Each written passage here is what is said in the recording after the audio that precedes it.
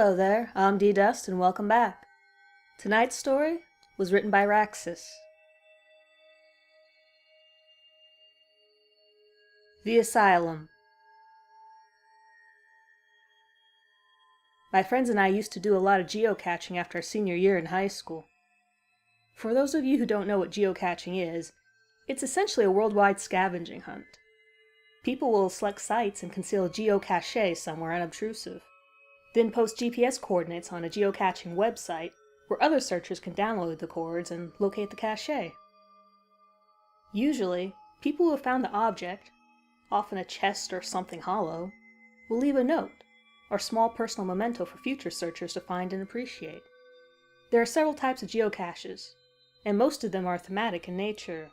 For example, scenic destinations, romantic sites, hard-to-reach areas, etc. This story begins when my friends and I decided to try a series of purportedly haunted locales within an hour's drive of our hometown. It began innocently enough. Most of the sites had spooky backstories that were, of course, entirely fabricated. So we had a great time scaring the piss out of each other and generally creeping ourselves out. We'd begun searching after the sun had set to enhance the creep factor. But by around midnight, most of our large group had dwindled off and gone their separate ways. When we reached our last chord, there was just myself, Rebecca, Kevin, and Evan left, and we were determined to knock it off our list. Rebecca was our guide for the night, in charge of putting in the coordinates and reading us the backstory behind each site. So, while I drove, she began reading about the last one out loud to the rest of us. Now, I'm paraphrasing here, but it was something along the lines of this.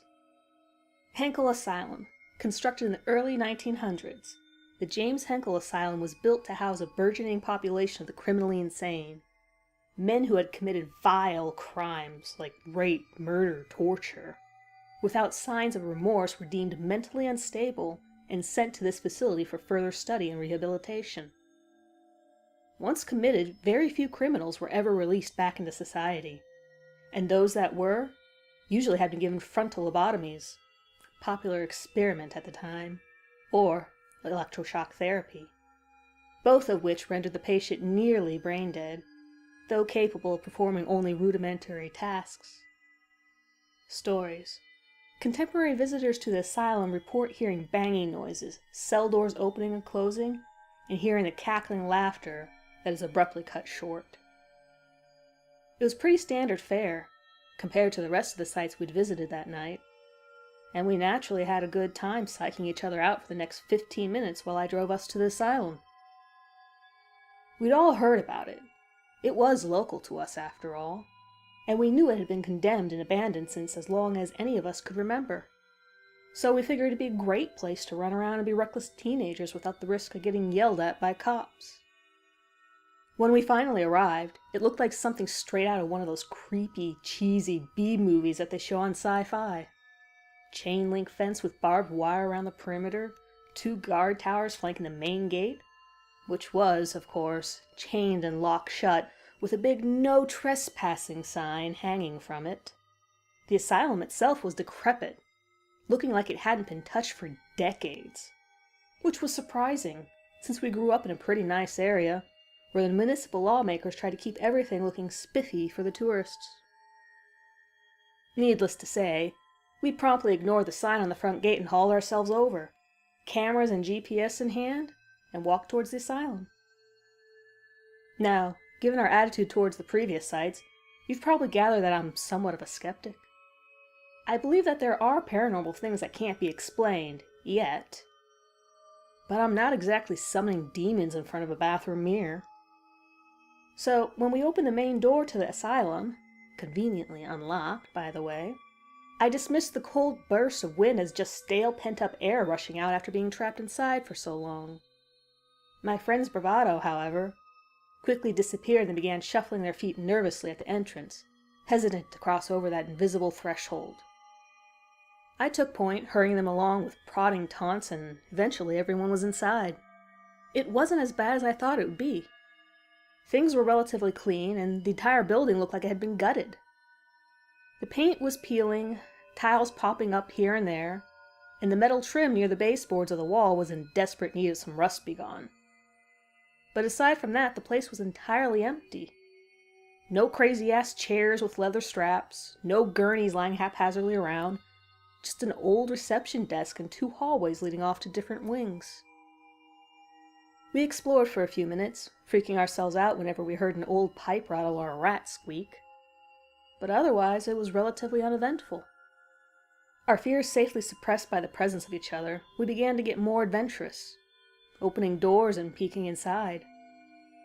The rooms were all empty, of course.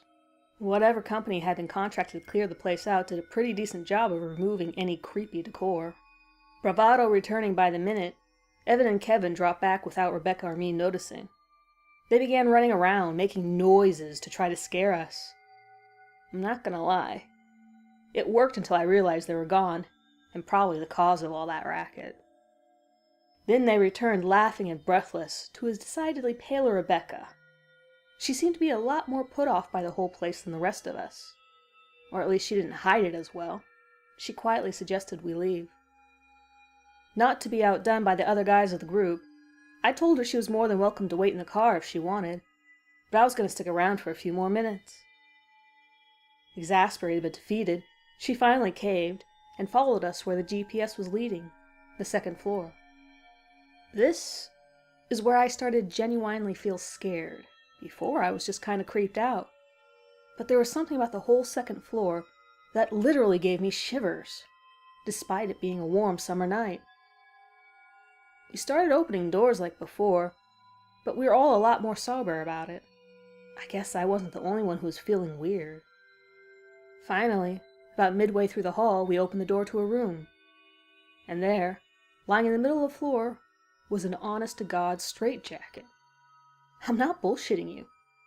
Every other room was devoid of objects, but there it was.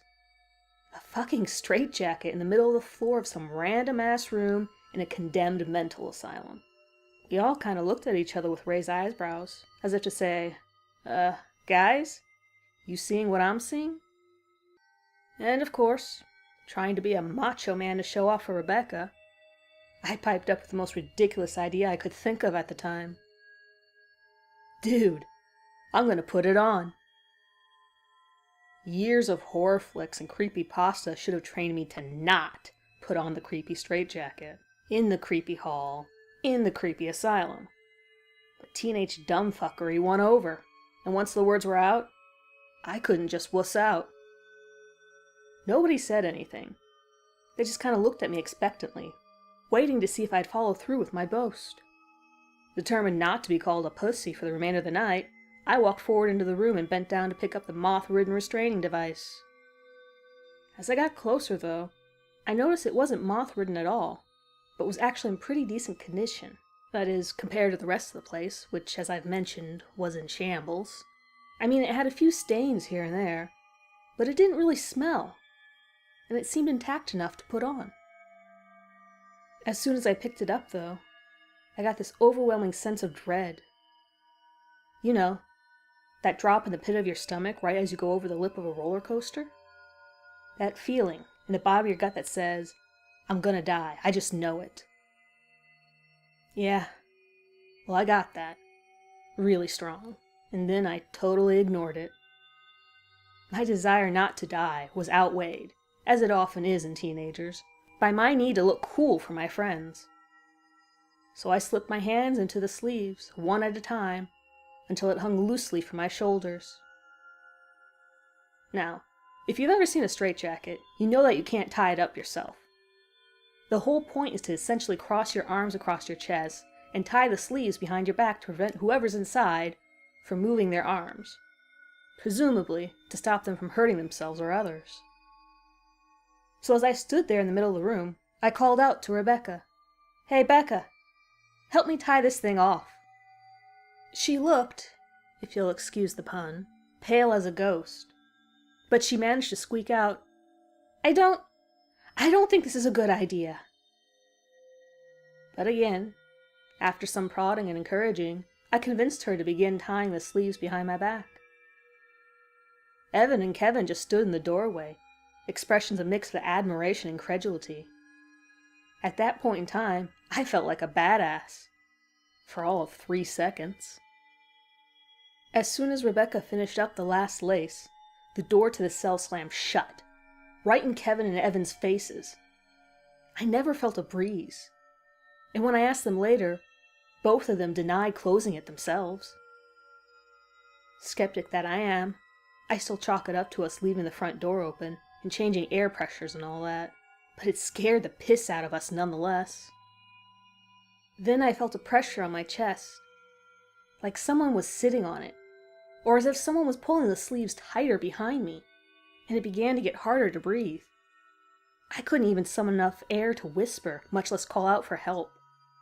My vision narrowed to tiny specks, and I swear I heard someone laughing shrilly as I neared unconsciousness. The pressure increased with a sudden tug, and my world went black. When I woke up, my vision was foggy. Or at least I thought it was, until I realized it wasn't just foggy. It was dark. Like staring through a lens that had been collecting soot. I blinked a few times and the darkness wavered, but didn't dissipate. Now I've passed out and blacked out before, but whenever I woke up, it was nothing like that. Either my vision gradually cleared up or it was blurry. But never in my life have I been able to recreate the shadowy haze I saw in the asylum that night. Then, from the murky depths, 2 small pinpoints of light appeared a few inches in front of my face, glaring a lurid red, and a dim echo of the laughter I heard before surrounded me. As soon as they appeared, however, they were replaced by 2 brilliant shafts of light, Evan and Kevin, shining their flashlights down on my face. The last thing I remember hearing before I lost consciousness was Rebecca's scream and the door banging open, which probably explains why those 2 were standing over me with flashlights in hand. I gradually became aware of a dull murmur that I recognized as Rebecca asking me, "Please wake up, please, please wake up," as she shook me. She just kept saying it over and over again, kept sobbing and shaking me. When my vision cleared enough, I glanced over and saw that her eyes were completely red, like she'd been crying for a while. Trying to muster some shred of manliness, I found myself speaking in a surprisingly calm voice, given how I was actually feeling. I remember distinctly what I said, word for word. "Get those fucking flashlights out of my face, you douchebags." Expecting a laugh or at least some insult, I was kind of shocked when they just looked at each other quizzically, seemingly surprised. You're okay?" Evan asked incredulously. "Yeah, why the hell wouldn't I be? Becca just tied the thing too tight. I couldn't breathe, so I passed out." "How long was I out for, anyway?"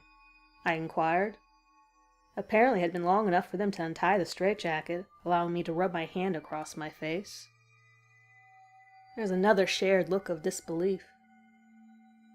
"Dude," Kevin began slowly, "you've been out for like 15 minutes. We were about to call 911. We kept shaking you. Evan even tried pinching you so hard he drew blood. But you wouldn't wake up." I felt a cold chill down my spine, and the straitjacket, hanging limply from my shoulders, suddenly began to feel a bit tighter. Hastening to pull it off, I tried not to look panicked as I threw it in the corner of the room. Rebecca just sat there, still shaking and crying a little bit. And in spite of the ordeal I'd just gone through, I had enough sense to go over and try to comfort her. We left that room without a word, geocache be damned, and walked back to the car in complete silence. The sun started coming up, and as I dropped everyone off at their respective homes, we said quiet goodbyes. Rebecca was the last stop before I finally made the trip home myself. Being the gentleman that I am, I walked her to her door, but she paused at the entry and looked me in the eye. In the light of the gray dawn, I could see her eyes were still red from all the crying.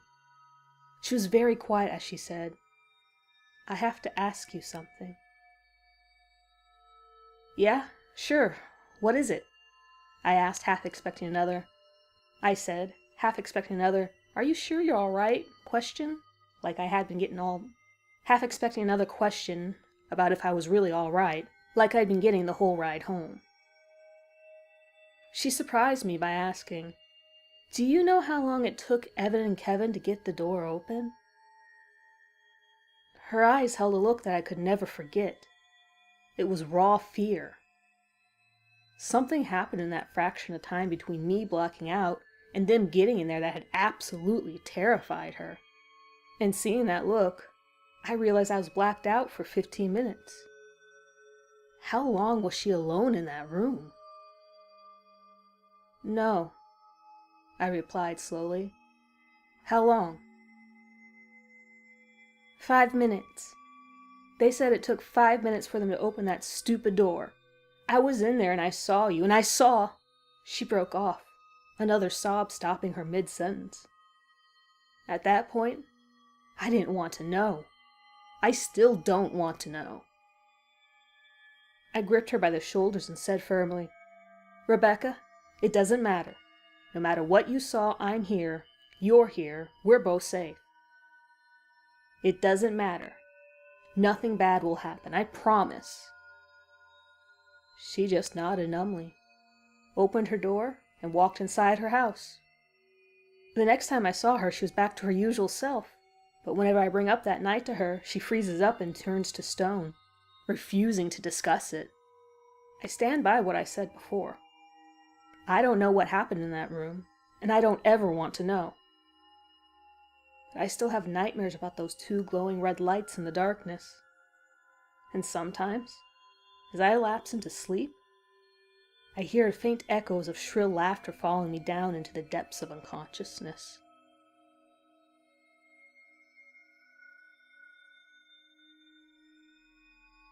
Thank you for tuning in. If you like this story, hit that like button. Consider subscribing and sharing to the channel to be alerted to new uploads. If you'd like to see something specific on my channel, leave a comment below and I will look into it. Good night, everyone.